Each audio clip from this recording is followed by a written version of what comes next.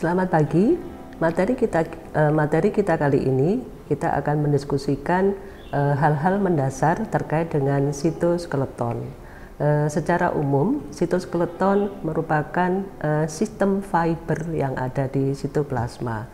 Sistem fiber artinya sistem yang secara morfologi seperti serabut atau serat yang terletak pada sitoplasma. Secara gambaran mikroskopis yang tampilan ada di gambar adalah tampilan sitoskeleton yang diamati dengan menggunakan mikroskop fluoresen, tepatnya adalah mikroskop konfokal. Dua contoh sitoskeleton, yang pertama adalah sitoskeleton yang diwarnai dengan pewarna fluoresen rodamin pada sel makrofag, sehingga di situ tampak bahwa sel makrofag berwarna merah, ya, karena rodamin adalah pewarna fluoresen, stain fluoresen yang berwarna merah. Tampak di bagian makrofag tadi tersebut bahwa seluruh bagian sitoplasma merupakan sitoskeleton, ya, volume dari sitoplasma didominasi oleh sitoskeleton. Pada gambar makrofag tersebut adalah makrofag yang sedang tidak melakukan aktivitas pembelahan. Pada gambar yang satu sisi berikutnya adalah gambaran sitoplasma yang diamati pada sel paru-paru, di mana sel paru-paru ini adalah sel yang sedang membelah, sehingga di sini kita bisa melihat aktivitas sitoskeleton atau gambaran sitoskeleton pada sel yang sedang aktif membelah cukup berbeda, sangat berbeda dengan sel yang sedang tidak membelah. Pada gambaran sitoskeleton yang pada sel paru-paru, di situ tampak adalah sel yang membelah yang ditandai dengan adanya kromosom metafase yang berwarna biru, sedangkan yang berwarna hijau adalah sitoskeleton yang memegang kromosom pada bidang metafase. Sitoskeleton yang memegang kromosom pada fase metafase secara umum kita kenal sebagai spindle. Jadi spindle adalah bagian dari sitoskeleton.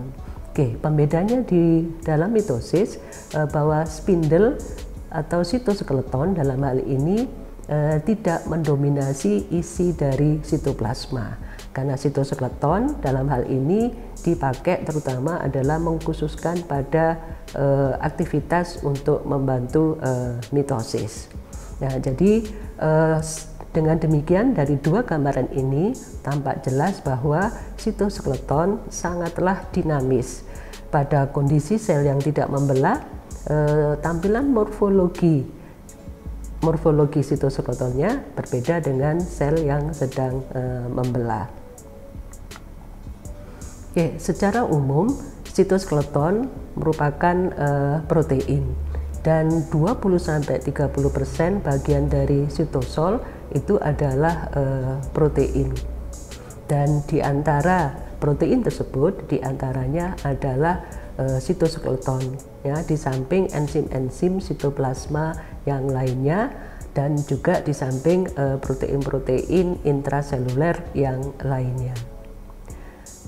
Di sitosol itu merupakan suatu ruang yang sangat terorganisasi, ya, suatu bentuk ruang yang terorganisasi, bentuk ruang di dalam sel yang terorganisasi. Sehingga untuk protein-protein yang sifatnya larut atau soluble protein ini akan terikat pada suatu filamen dan akan terlokalisasi pada suatu titik tertentu di dalam sel. Dengan kata lain, protein yang jumlahnya tadi 20-30% yang mendominasi sitosol itu terorganisasi di dalam sel secara rapi dengan perantaraan filamen. Filamen yang dimaksudkan di sini adalah sitoskeleton. Dengan kata lain, bahwa sitoskeleton tidak bekerja sendiri.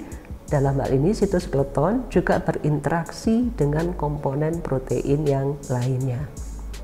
Di dalam gambaran yang di samping ini adalah gambaran dari tampilan sel intestin, tepatnya adalah sel epitel usus halus dengan menggunakan mikroskop elektron. Beberapa sitoskeleton yang tampak di situ adalah dari jenis mikrofilamen yang mendominasi bagian mikrofili, kemudian ada filamen aktin yang mendominasi pada bagian korteks bersama-sama dengan spektrin.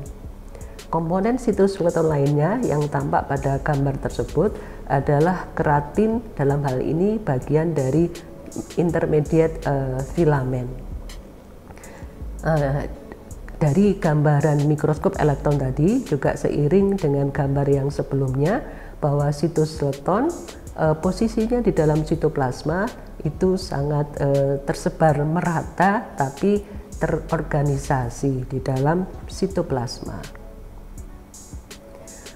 Berikut ini adalah tampilan atau distribusi sitoskeleton pada sel epitel dan distribusi sitoskeleton pada sel yang aktif bermigrasi. Di sini kita bisa melihat juga bahwa sitoskeleton itu adalah suatu protein yang sangat dinamis. Pada kondisi sel yang berbeda, distribusinya juga akan berbeda. Pada epithelial cell, sel epitel adalah sel yang melekat pada basolateral. Sel yang melekat pada basolateral, tidak mempunyai kemampuan untuk bergerak. Kita lihat distribusi sitoskeletonnya ada di bagian mikrofili yang ditandai dengan garis merah, dan juga ada sitoskeleton. Di situ ada warna garis biru yang menghubungkan satu sel dengan sel yang lainnya. Di sisi lain juga ada sitoskeleton yang di situ ditandai dengan garis berwarna hijau dan berwarna merah yang terletak pada bagian korteks dari sel tersebut. Nah, kalau kita lihat di bagian sel yang sedang bermigrasi, distribusi sitoskeleton juga berbeda. Distribusi sitoskeleton selain mendominasi bagian korteks, utamanya adalah mendominasi bagian ujung di mana sel ini akan bergerak. Di sisi lain, bagian mikrotubulus yang berwarna hijau ini terdistribusi lebih merata dibandingkan dengan distribusi mikrotubulus yang ada pada epithelial cell. Nah, demikian juga dengan intermediate filamen. Intermediate filamen untuk sel migrating cell atau sel yang aktif bergerak, dominansinya ada di sekitar inti. Berbeda dengan sel epitel, filamen intermediate-nya berada di sekitar korteks.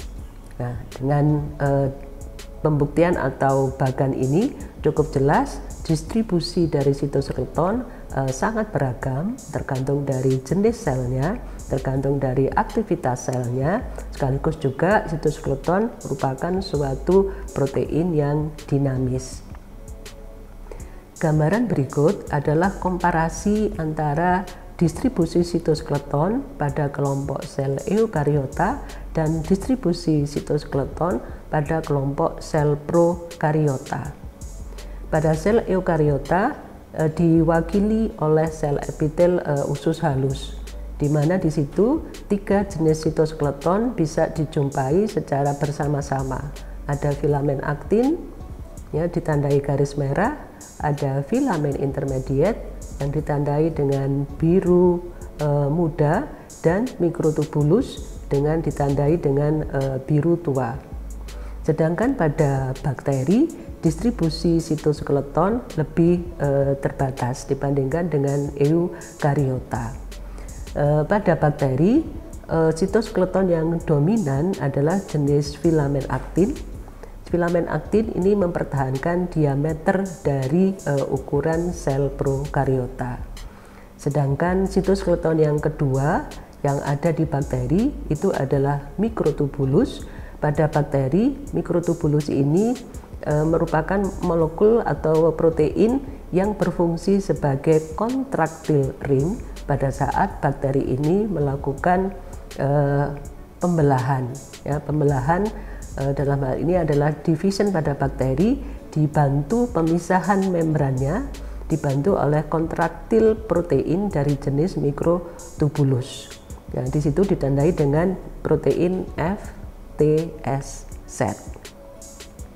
Nah, dengan demikian juga pada gambar ini bahwa sitoskeleton itu adalah protein yang secara evolusi terkonserv, sehingga bisa ditemui pada level prokariota sampai pada level eukariota.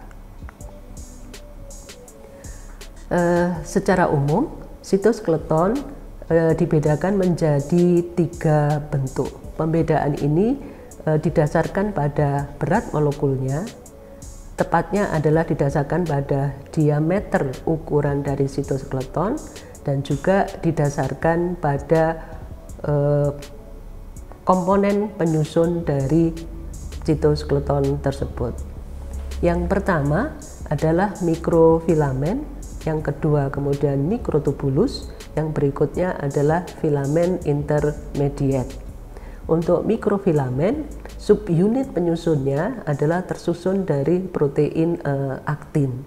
Pada kelompok bakteri, mikrofilamen ini tersusun dari protein semacam aktin dan diberi nama protein mREB, khususnya adalah untuk bakteri. Untuk mikrotubulus, komponen penyusunnya terdiri dari protein dimer yang tersusun dari alfa tubulin dan beta tubulin.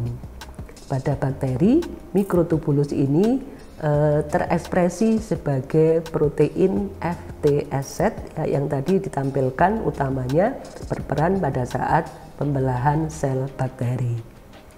Pada kelompok intermediate filamen, subunit penyusunnya sangat bervariasi. Salah satu subunit penyusunnya bisa tersusun dari protein yang namanya lamin. Untuk subunit penyusun lamin, ini khususnya adalah untuk intermediate filamen yang ada pada tanaman dan yang ada pada hewan, yang fungsi utamanya adalah untuk supporting system yang ada di membran inti atau menjadi bagian yang tidak terpisahkan dari nuklir lamina. Kemudian subunit yang berikutnya yang menyusun intermediate filamen ya, bisa tersusun dari desmin, bisa tersusun dari komponen keratin ataupun vimentin atau komponen yang lainnya, ragamnya cukup banyak dan terekspresi ada pada sel-sel hewan. Pada sel-sel hewan, filamen intermediate ini fungsi utamanya adalah untuk perlekatan antar sel. Perlekatan antar sel di mana untuk kelompok desmin, keratin, dan vimentin utamanya adalah pada animal, sehingga pada tanaman tidak dijumpai desmin, keratin, dan vimentin. Kelompok kelompok sitoskeleton yang berikutnya tidak dikelompokkan pada 3 kelompok tadi, adalah kelompok sitoskeleton yang dijumpai pada sperma dari nematoda. Ini dibedakan dari 3 kelompok tadi karena mempunyai karakteristik yang berbeda. Oke, namun sampai dengan saat ini belum dikelompokkan pada kelompok yang lain karena mempunyai sifat dan karakter yang berbeda, sehingga dikelompokkan menjadi kelompok sifat yang lain. Gambaran berikut adalah komparasi 3 jenis sitoskeleton berdasarkan ukuran, berdasarkan bentuk, dan berdasarkan fleksibilitas. Yang dimaksudkan ukuran dari sitoskeleton di sini adalah diameter. Karena panjang sitoskeleton, jadi yang disebut dengan ukuran dari sitoskeleton bukan panjangnya. Karena panjang suatu sitoskeleton itu menentukan atau ditentukan dari ukuran sel. Sedangkan diameter suatu sitoskeleton sangat spesifik. Dari mikrofilamen aktin ini adalah jenis sitoskeleton dengan ukuran diameter yang paling kecil. Dengan unit penyusunnya adalah berupa unit penyusun yang disebut dengan protein aktin. Kemudian mikrofilamen yang berikutnya dengan diameter 10 nanometer adalah kelompok filamen intermediate ya, yang tadi sudah tersampaikan pada subunit penyusunnya sangat beragam. Dan ukuran diameter yang paling besar dari sitoskeleton adalah mikrotubulus dengan subunit penyusunnya adalah berupa alfa dan beta tubulin yang membentuk suatu dimer.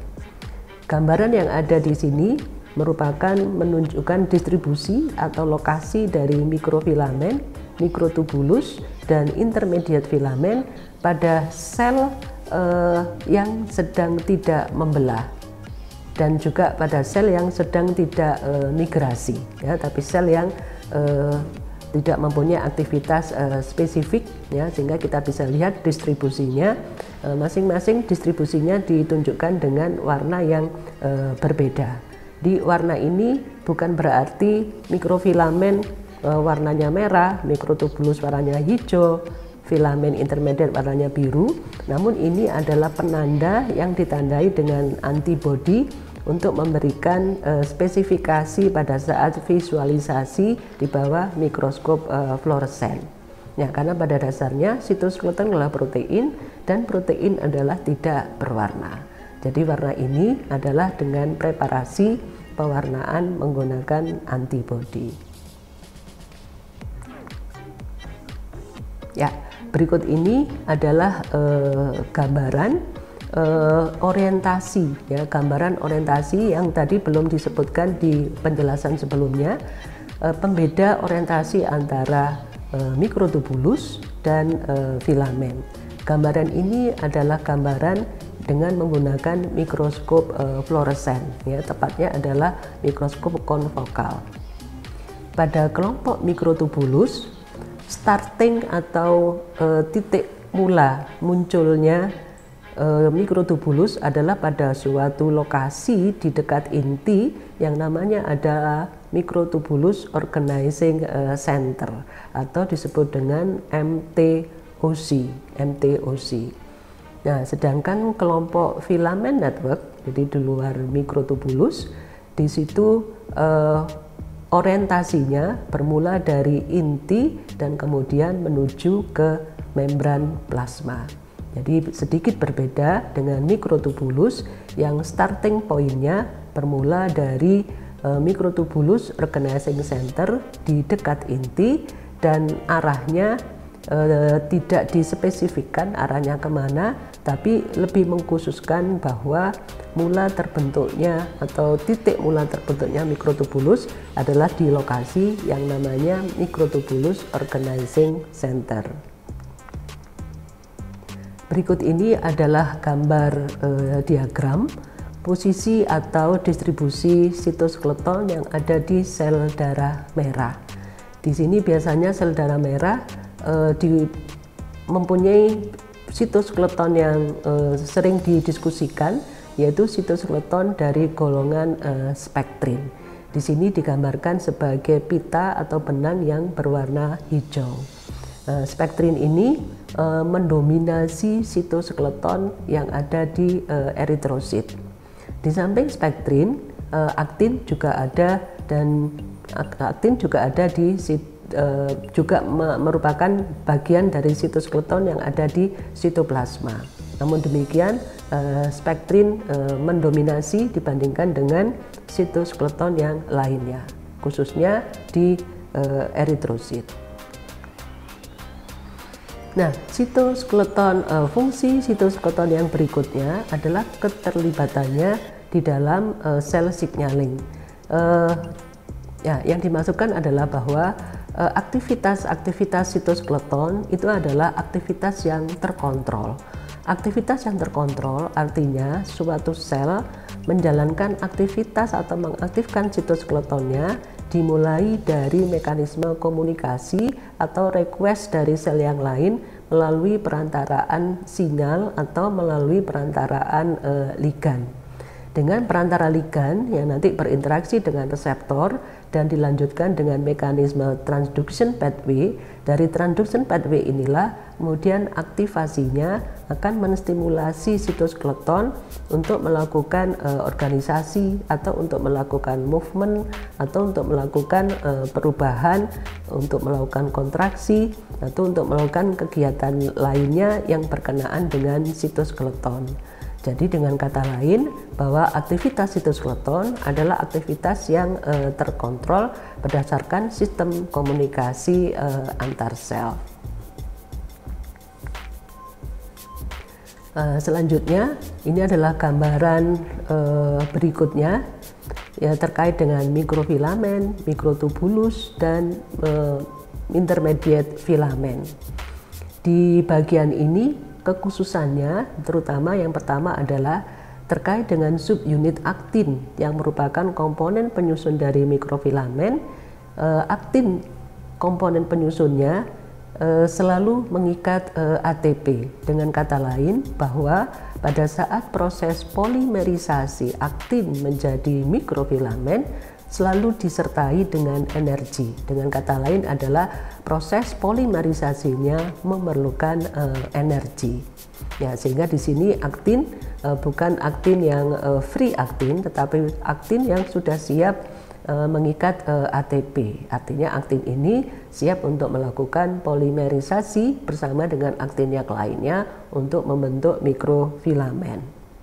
Sedangkan mikrotubulus, subunit penyusunnya alfa beta tubulin dimer tadi merupakan dimer yang berinteraksi dengan GTP. GTP guanosin trifosfat. Ya, kalau ATP tadi adenosin trifosfat. Ya, di mana GTP ini juga merupakan energi yang diperlukan untuk membentuk polimer mikrotubulus dengan subunit alfa beta tubulin. Sedangkan untuk intermediate filamen ini adalah satu-satunya jenis sitoskeleton yang tidak membutuhkan nukleotide di dalam proses aktivitasnya. Yang disebut dengan nukleotide di sini adalah semacam GTP pada mikrotubulus atau semacam ATP yang ada pada mikrofilamen. Nah, untuk intermediate filamen tidak memerlukan interaksi dengan nukleotide tadi. Di sisi lain, hal yang bisa di-highlight dari informasi di PPT ini adalah polarisasi dari mikrofilamen, mikrotubulus, dan filamen intermediate. Ya, untuk mikrofilamen dan mikrotubulus merupakan sitoskeleton yang umumnya ada pada sel yang polarized. Sel yang polarized adalah sel yang seluruh sisi bagiannya mempunyai fungsi dan susunan komposisi membran yang sama. Sedangkan untuk intermediate filamen, distribusi di dalam selnya terjadi secara unpolarized. Artinya umumnya intermediate filamen terjadi pada sel-sel yang unpolarized. Dicontohkan di gambar sebelumnya, intermediate filamen mendominasi bagian mikrofili dari epitel sel usus halus. Epitel usus halus itu adalah sel dengan kategori unpolarized, ya, karena bagian basolateral itu adalah bagian yang melekat, sedangkan bagian apikalnya adalah bagian yang di situ ada mikrofili yang strukturnya berbeda dengan bagian basolateral. Oke, di sisi lain dari ketiga jenis sitoskeleton ini, intermediate filamen merupakan kelompok sitoskeleton yang kurang dinamik. Kurang dinamik yang dimaksudkan dengan kurang dinamik dan highly dynamic di dalam case ini adalah bahwa mikrofilamen dan mikrotubulus itu untuk menjalankan aktivitasnya, mereka menjalankan aktivitasnya melalui serangkaian polimerisasi untuk pembentukan dan depolimerisasi untuk pembongkaran. Sedangkan untuk intermediate filamen, mekanisme polimerisasi sangat sedikit terjadi atau utamanya tidak ditentukan dinamikanya oleh mekanisme depolimerisasi ataupun polimerisasi. Nah, bagian terakhir dari pembahasan kita kali ini kembali lagi adalah distribusi dari mikrofilamen dan aktin pada beberapa jenis sel. Di sel yang unpolarized itu adalah sel yang pada baris yang paling atas, kemudian distribusi mikrofilamen dan distribusi aktin pada sel yang aktif bergerak, ya, pada gambar sel yang di bagian baris tengah, dan pada sel yang di bagian baris bawah itu mikrofilamen dan filamen aktin terlibat di dalam kontraktil ring, yaitu suatu sitoskeleton yang berperan di dalam pemutusan pemisahan satu sel menjadi dua sel. Ya, terima kasih. Konsep dasar dari sitoskeleton kita bisa akhiri hari ini. Terima kasih.